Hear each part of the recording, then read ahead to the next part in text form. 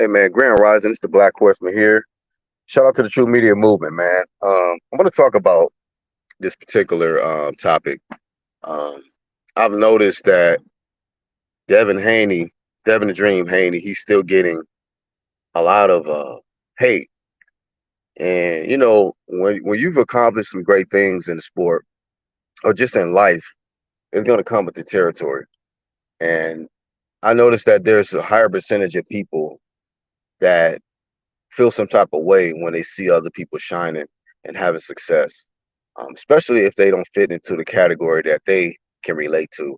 Um, but I appreciate this underground community. I appreciate the relationships I've been able to make throughout the years with people from all walks of life, different countries, different nationalities, and underground community has proved that we can make a difference and really appreciate a sport and not bring our personal biases and insecurities into the situation. We can be fair and balanced.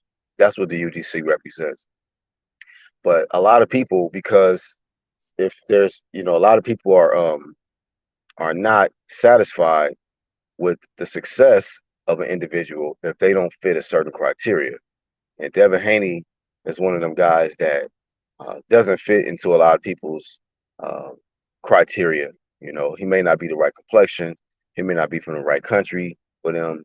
Um, this guy is young, he's rich, and I see a lot of people that are still upset by his accomplishments.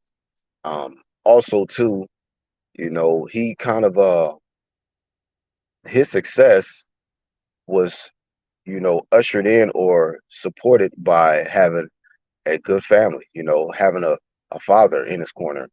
And from the environment that he comes from, that's kind of rare, you know. A lot of times, you know, people his age and his complexion don't have their dads in their lives. They're either incarcerated, strung out on drugs, you know, um, or don't even want to be involved with their children. But I got to credit Bill Haney for always being there in his son's corner, and that's big. That's big when you have your dad's love and support. And then a lot of people hate on Bill Haney as well because of the way he talks. But I really pay attention to him. I watched a recent interview, Sway in the Morning, and they were giving Devin Haney his flowers, talking about his upcoming fight with Regis Prograis. And Bill Haney said some key things. And there's another father that comes to mind that kind of reminds me of Bill Haney as well. But staying on um, Bill Haney talks about how Devin is a boss. He gets his money, and then he pays him, and pays everybody else that's part of his team. And it takes um, a special type of father to step back and allow your son to be um, the boss and be the man and to work for his company and understand that what Devin Haney's putting in the work. You know, yes, I brought him into the world, but he's putting the work in, and he's cutting me a check at the end of this. So I am gracious to be in the position that I'm at, and I'm gracious to have a son that is willing to allow me in his corner. And then Bill Haney talked about how it's more than just being a dad. It's also being a friend, building a friendship, once your son gets to a certain age. And that's why they're able to have the type of relationship that they have because um, Bill Haney respects the way Devin Haney thinks. He respects his choices. And he says that, when he needs his opinion, Devin Haney will ask for him, Dad, what you think about this? Dad, what you think about that? And so they have that type of friendship also accompanied with the bond of father and son. And the other father that came up into my mind that kind of said something similar was Angel Garcia, Danny Garcia's father. Um, like you got to have some humility to say that. Danny's He's like, Danny is the boss, man. He does everything. I'm just work for him, you know. So, you got a father that's admitting that, you know what, my son is the boss, you know. Um, some fathers really can't do that, step back and be humble and say that, you know what, he's the boss. I work for him. He don't work for me, you know.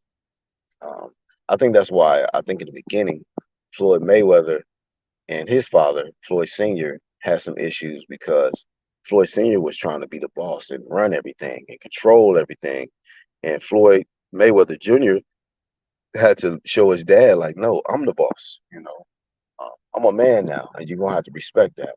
And I think that you know, seeing that relationship early on, a lot of the young fighters now were able to see that, that the conflict between father and son in the sport of boxing, like Floyd and his dad, and seeing that, there was some problems there and that they can't make those same mistakes.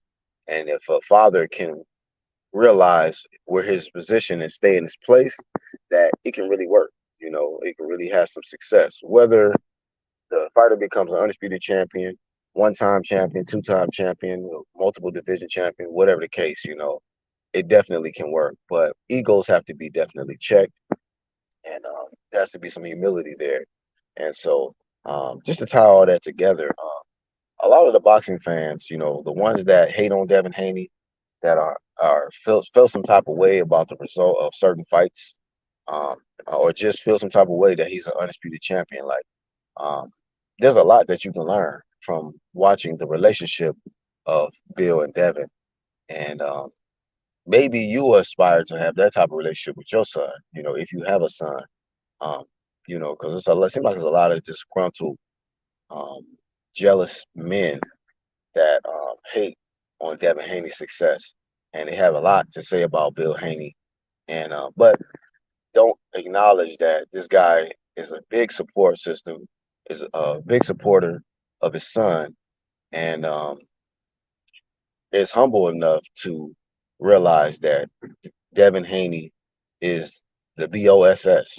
He's the boss, and that it's all about checking your ego and being humble enough to realize that um, I've raised a great one here, and I'm appreciative that my son still wants to be involved in my life, because sometimes sons will get to a certain age to where they don't want to be bothered with their dads or no more, nothing like that. Um, I seen Bud Crawford's dad. He's humble. He's humble, like, what? I'm just glad to be his dad. You know, so I pay attention to certain things like that. A lot of people get too invested in this whole war of, ah, man, the most hype fighter, or the, oh, he ain't no real champ, or female champ, and people just get into this whole bag of just being nasty. But a lot of them are dumb. A lot of these individuals don't have really nothing going on in a personal life that they happy about. So they look to just tear down the success and the empire of someone who's actually winning. You know what I mean? So I salute Devin Haney. I salute Bill Haney. And I salute all the successful father son um, you know, fighters, father son boxing duos, because it's very, very rare, very rare. And I applaud the successful ones. So with that much being said, I wish Devin Haney continued success. Um, he may not stay undefeated throughout the duration of his career, but he's in the history books as the youngest undisputed champion in the 4-belt era. And so I wanted to leave that my thoughts on that particular topic, is that let's also look beyond just the fight itself or the fighter. Let's look at the process of how the fighter even got there. And so that's my thoughts today. I'm the Black Horseman. Hopefully you guys got something from it. I'm out.